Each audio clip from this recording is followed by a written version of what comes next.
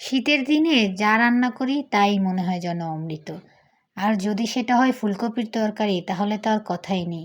সেদিন রান্না করেছিলাম ফুলকপি দিয়ে রুই মাছের ঝোল। ভাবলাম আপনাদের সাথেও একটু শেয়ার করি।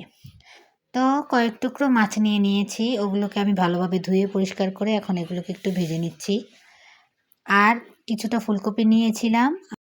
আর কয়েকটা আলু আমি কেটে নিয়েছিলাম। এগুলোকে আমি ভালোভাবে ভাপিয়ে রেখে দিয়েছি। এখন শুধু একটু ভেজে নেব। তো ফুলকপি আর আলুগুলোকে একটু আমি ভেজে নেই। সবগুলো ফুলকপি আর আলু আমি ভেজে নিয়ে এরপরে আমি রান্নার মূল পর্বে চলে যাব। আলুগুলো ভাজা আমার প্রায় হয়ে গেছে। এখন এগুলোকে তুলে নিলাম। এখন প্যানে যে তেলটুকু আছে ওতেই আমি 3 থেকে 4টা তেজপাতা আর একটু শুকনো লঙ্কা ফোড়ন দিয়ে এরপরে আমি একটু পেঁয়াজ রসুন বাটা দিয়ে দিয়েছি। এখন এগুলোকে কষিয়ে এর মধ্যে আমি হলুদের গুঁড়ো, জিরার গুঁড়ো, মরিচের গুঁড়ো, আদা বাটা আর সামান্য লঙ্কা বাটাও দিয়ে দিয়েছি। এখন একটু ভালোভাবে কষিয়ে নেব। আর পরিমাণ মতো লবণ দিয়ে দিয়েছি। কিছুটা টমেটো কুচিয়ে দিয়ে দিয়েছিলাম। একটু কষানো হলে এর মধ্যে আমি আলুগুলোকে দিয়ে আর একটু ভালোভাবে কষিয়ে নেব।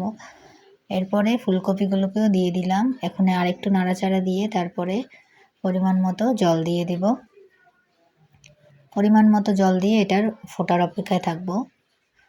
তো এটা ফুটে গিয়েছে। এখন আমি সবগুলো মাছ এখানে দিয়ে আরেকটু ভালোভাবে ফুটিয়ে নেব। এরপরে আমি গরম মশলা আর ধনেপাতা দিয়ে নামিয়ে নেব। সবাইকে ধন্যবাদ।